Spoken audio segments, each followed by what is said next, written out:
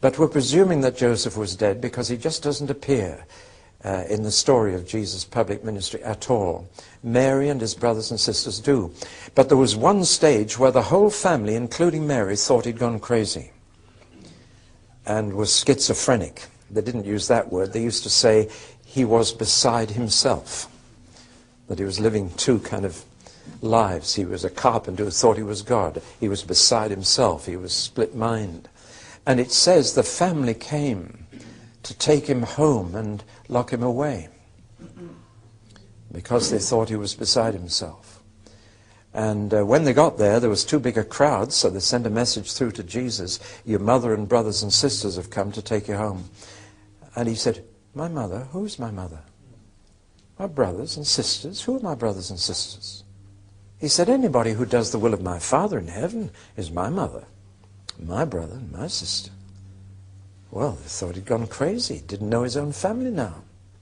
And it must have hurt Mary considerably that from the beginning of his public ministry, he kind of disowned Mary. Didn't call her mother anymore, called her woman. Woman, what have I to do with you? Was his first recorded comment to Mary at the wedding in Cana. And who is my mother?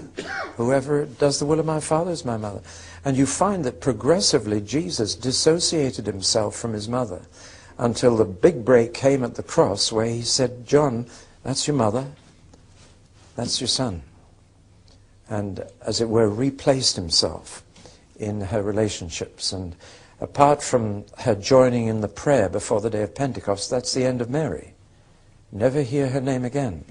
She had played her role, and it was now over.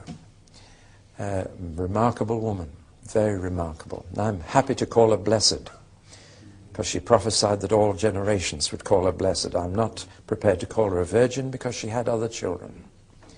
And she had 4 boys and a number of girls.